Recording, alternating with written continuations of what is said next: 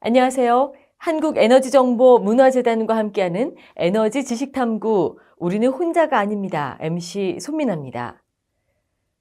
기후는 시시각각 변화하는 날씨 현상이 긴 시간 동안 쌓인 평균적인 상태를 의미합니다. 지역에 따라, 시간에 따라 변하는 기후를 어떻게 바라볼 것인지에 대한 논의는 기후 변화의 심각성이 날로 심화하면서 등장했습니다. 기후 변화에 대한 어떤 논의들이 있는지 지금부터 살펴보도록 하겠습니다. 기후 정의의 개념을 둘러싼 다양한 논쟁. 기후변화는 기후 위기라고 말할 수 있을 만큼 인류 공동의 문제로 여겨지고 있습니다. 하지만 기후 정의의 본질은 물리적이고 환경적인 개념이라기보다는 정치적, 경제적, 그리고 윤리적인 용어에 가깝습니다.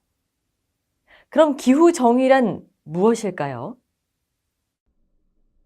기후 정의란 기후 변화가 초래하는 영향 책임이 여러 사람에게 불평등하게 작용하는 현실을 인정하고 이를 줄이려는 사회 운동을 말합니다. 기후 변화는 경제적, 사회적 상황이 다른 여러 사람과 국가에 똑같이 작용하지 않습니다. 예를 들어 기후 변화의 원인은 선진국이 제공하지만 그 영향은 개발도상국이나 저개발국에 더 크게 나타나며 이러한 현실을 기후 양극화 또는 기후 불평등이라고 표현합니다. 이를 위해 기후 정의는 단순하지 않습니다. 기후 변화가 전 인류의 공동의 문제로 여겨지지만 기후 변화로 인한 피해는 전 인류에게 동일하게 나타나지 않습니다. 기후 변화의 직접적인 원인으로 여겨지는 탄소 배출량 역시 국가의 경제적, 사회적인 상황에 따라 매우 다릅니다. 선진국으로 여겨지는 일부 국가들은 과거 오랜 시간 동안 지속적으로 탄소 배출을 해왔고 그로 인한 피해의 최전선에는 최빈국과 취약계층이 있습니다. 기후변화에 적응하는 데 필요한 기금을 마련하거나 기후변화에 대처할 재정이나 기술이 없는 개발도상국을 지원하는 일을 합니다. 이러한 점이 기후 정의를 다양한 각도에서 생각해야 할 이유입니다. 기후 정의를 둘러싼 가장 대표적인 논쟁 중 하나가 경제 성장을 위한 개발이 우선일까, 자연환경 보존을 위한 보호가 우선일까입니다.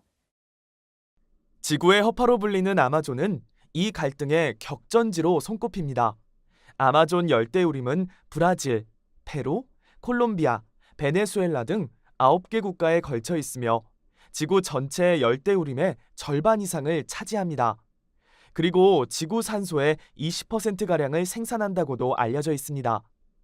지구상에 존재하는 동식물의 10분의 1 이상이 아마존에 서식할 만큼 생태계 자원도 풍부합니다.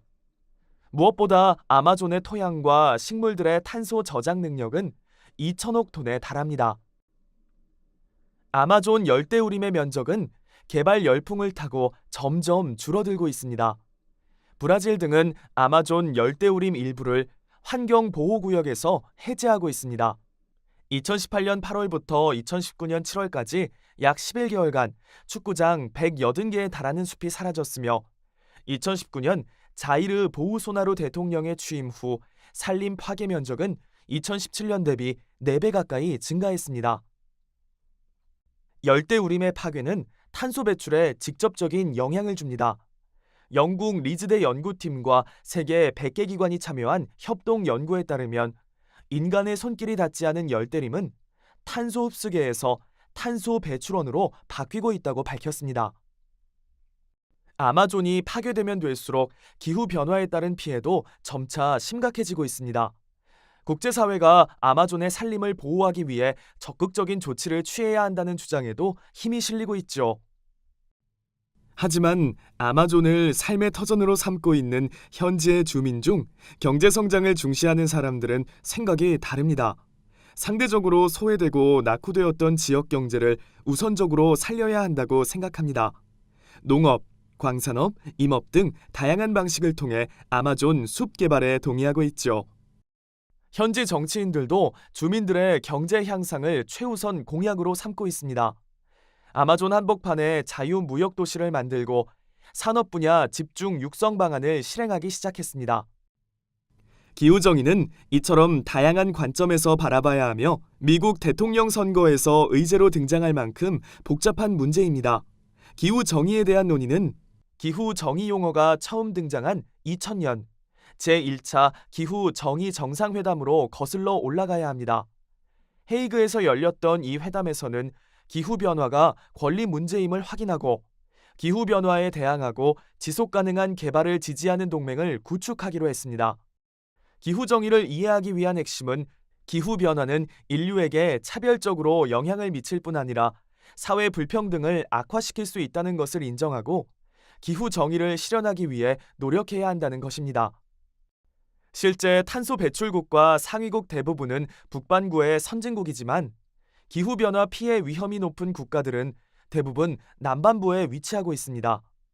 그 이유는 기후변화에 따른 재해 피해가 단순히 지질학적이고 기상학적인 현상으로 설명할 수 없기 때문이죠. 재해 노출도가 높더라도 대응 역량이 갖춰져 있을 경우 피해는 급격히 줄어들게 됩니다. 다양한 사회적 갈등의 중심에 선 기후정의와 탄소 중립. 앞서 살펴본 것처럼 탄소 배출과 기후 정의는 단선적으로 해결할 수 있는 문제가 아닙니다. 복잡하게 얽힌 사회 관계망 속에서 해결책을 찾아야 하는 어려운 문제죠. 특히 세계 경제와는 떼려야 뗄 수 없을 만큼 얽혀 있습니다. 18세기 후반 유럽에서 시작된 산업혁명은 석탄과 석유 등 화석 연료 사용량의 폭발적 증가를 가져왔습니다. 공업화를 통해 농촌 인구는 도시로 몰려들었고 급격한 도시화가 이루어졌습니다. 대량 생산 체제는 대량 소비로 이어졌습니다. 화학, 전기, 석유, 철강 분야의 거듭된 발전은 인류의 삶을 편리하게 바꿔주었지만 화석 연료 사용으로 인한 탄소 배출은 지구온난화, 기상이변 등 기후위기를 불러왔습니다. 기후위기가 심각해지면서 세계는 탈탄소 움직임을 시작했습니다. 경제성장과 기후변화 대응이 상충된 관계라는 개념도 이제는 옛말이 되었습니다. 지속가능한 저탄소, 탈탄소 사회로의 이행은 국가적인 차원에서 성장 동력이 되었고 수많은 기관 투자가들이 탄소 배출 감축 요구를 전면에 내세우고 있습니다. 이러한 움직임은 기업 가치에 큰 변혁을 예고하고 있습니다. 기업의 가치는 사회, 경제적인 요소들이 복잡하게 얽혀 평가됩니다. 따라서 국가적인 정책과 사회적인 인식이 변하면 산업 트렌드도 변하게 됩니다. 가장 대표적인 사례를 카본 버블이라는 개념에서 찾을 수 있습니다. 카본 버블은 화석 연료 기업의 가치가 과대평가되어 있다는 의미입니다. 화석 연료 기반 기업의 가치를 산정할 때 환경 부담을 반영하면 기업의 가치가 크게 줄어들게 됩니다. 이 경우 기업의 신용도와 담보 등 재무 가치에 문제가 발생하여 화석 연료를 기반으로 하는 산업은 치명적인 타격을 받게 됩니다. 카본 버블의 등장은 탄소 집약적인 산업의 미래 전망을 어둡게 만들고 있으며 이는 4차 산업혁명과 맞물려 전 사회적인 구조 전환을 이끌고 있습니다. 전 세계적인 산업 변화는 우리나라에도 매우 큰 영향을 줍니다. 세계 5위권의 제조업 강국인 한국으로서는 탄소 중립과 지속적인 성장을 위해 대대적인 변혁을 준비해야 합니다. 국제에너지기구가 최근 발표한 세계 에너지 전망 2020에 따르면 코로나19 위기 속에서도 에너지 시장은 재생에너지 중심으로 변하고 있고 태양광이 가장 주목받게 될 것이라고 전망했습니다. 그 이유는 태양광 발전이 당초 예상보다 20에서 50% 저렴하다는 새로운 분석을 바탕에 두고 있습니다. 따라서 2018년 예상했던 것보다 2040년까지 43% 많은 태양광 에너지 공급이 예측됩니다. 앞서 살펴본 재생에너지 중심의 에너지 환경의 변화는 국내에서도 예외가 아닙니다. 우리나라는 안전하고 깨끗한 에너지를 통해 온실가스 감축과 기후변화 대응을 이끌고 있습니다. 이에 전통적인 에너지원이었던 석탄과 원전 비중을 줄이고 친환경 에너지원인 재생에너지 비중을 늘리는 정책 목표를 설정했습니다. 또한 고효율, 저소비 에너지 구조로의 전환을 위해 산업, 수송, 건물 등 부문별 수요 관리를 강화하고 재생에너지, 수소산업을 새로운 성장 동력으로 삼고 있습니다. 탄소 중립을 위한 정책적인 방향이 설정됐지만 사회 속에서 기후 정의를 실현하는 것은 간단하지 않습니다. 지역에 따라 에너지 갈등 사례가 등장하기 시작했습니다. 특히 정책적 실현과 이윤 극대화를 위해 대규모 풍력 발전단지 공사를 추진하려는 기업과 한정된 지역에 다수의 풍력 발전기 설치를 반대하는 주민들 간 의견 충돌이 자주 보도되면서 재생에너지에 대한 오해도 생겨났습니다. 태양광 발전의 경우 지역 주민을 배제한 일방적인 투자가 진행되기도 하였습니다. 재생에너지 관련 규제가 정비되기 전에 발생했던 이러한 갈등 사례는 재생에너지의 이미지에 부정적인 영향을 불러일으켰죠. 규제 미흡과 정보 부족 등으로 야기되었던 초기의 갈등은 시간이 지나면서 조금씩 해결되었습니다. 과거 전력망은 큰 규모의 발전소에서 전기를 생산해 넓은 지역으로 공급하는 방식이었습니다. 대량 생산, 대량 소비 구조이다 보니 지역 주민이 직접 참여할 수도 없을 뿐더러 지역 주민의 의견이 적극적으로 반영되기도 힘들었습니다. 하지만 재생에너지 위주의 전력망은 소규모로 주민 참여가 수월한 편입니다. 주민들은 무조건적인 반대에서 한 걸음 물러나고 기업과 지자체는 최대의 이윤 창출에서 한 걸음 물러나 합의점을 찾았습니다. 이처럼 지역 중심으로 사고함으로써 기후 정의를 실현하는 방법 중 대표적인 것이 그린 뉴딜입니다. 그린 뉴딜 정책은 탄소 중립 목표 달성을 위한 마중물 정책입니다. 우리 정부는 2025년까지 약 73조 원을 투입해 일자리 66개를 만들고 적극적인 기후변화 대응을 할 예정입니다.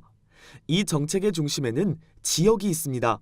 지역 균형 뉴딜로 이름 붙여진 이 정책에는 17개 광역시도가 모두 참여한 상태입니다. 탄소 중립의 핵심은 탈탄소화, 분산화, 디지털화에 달려 있습니다.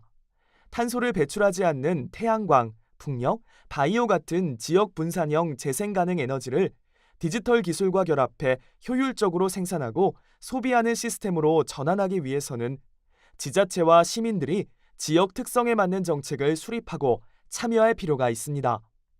유럽 선진국들은 주민들의 적극적인 참여를 바탕으로 에너지 관련 정책을 성공적으로 추진하고 있습니다. 주민 참여형 사업으로 국가적으로는 탄소 중립을, 지역 주민들은 부수입을, 기업들은 실증과 이윤 창출 등 3마리 토끼를 모두 잡을 수 있었습니다. 덴마크의 미들그룬덴에는 해상풍력 발전단지가 조성되어 있습니다. 미들그룬덴의 발전단지는 덴마크 풍력 발전 사업의 중요한 전환점이 되었습니다. 현재 덴마크에 설치된 풍력 발전 설비의 60% 이상을 5명 혹은 그 이하의 소형 협동조합 회사들이 운영하고 있으며 주민들은 주체적인 역할을 하고 있습니다. 1980년대부터 재생에너지 산업에 뛰어든 독일도 덴마크와 유사한 형태의 공동투자로 태양광 발전 사업을 진행해왔습니다. 주민들은 협동조합을 결성하면 정부와 기업이 투자하는 방식으로 사업이 진행되었습니다. 기후정의와 탄소 중립을 향한 지속적인 움직임. 새로운 시대와 환경에 적응하려면 과거의 무언가는 변화해야만 합니다. 그러나 변화는 모두에게 공평하기가 어렵죠. 특히 기후변화가 그렇습니다. 안정적이고 깨끗한 전기를 공급받지 못하는 지역에 사는 주민들은 전기를 얻기 위해 탄소 배출이 많은 화석연료를 사용하는 경우가 많습니다. 많은 양의 탄소를 배출하지만 이러한 문제가 온전히 주민들의 탓이라고 할 수는 없습니다. 또 화석연료가 해롭다는 것을 알지만 현재의 편리함을 유지하기 위해서 탄소 배출을 선택하기도 합니다. 리즈 대학이 진행했던 연구에 따르면 86개국에서 부유한 10%의 사람들의 에너지 소비는 빈곤층 10%보다 약 20배나 높았습니다. 장거리 출장과 휴가 등을 위해 비행기와 자동차 등을 더 많이 이용했기 때문입니다. 그렇다면 기후변화의 불공정함을 이기고 기후정의를 달성하기 위한 방법은 무엇일까요? 기후변화를 둘러싼 사회적 갈등은 옳고 그름의 문제라기보다 정치적, 윤리적인 선택의 문제에 가깝습니다.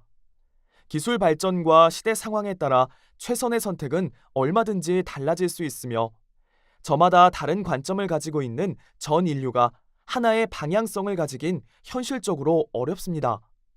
따라서 다양한 관점을 신중하게 다루고 기후변화 대응을 위한 방법도 논의와 합의 과정을 거쳐야 합니다.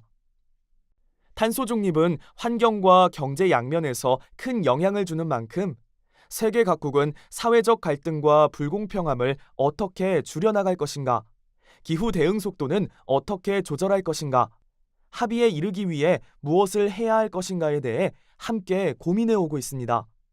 대표적인 것이 교토의정서와 파리협정과 같은 국제협약입니다. 교토의정서로 배출권 거래, 공동이행, 청정개발체제 제도가 생겨났지만 이행은 순조롭지 않았습니다.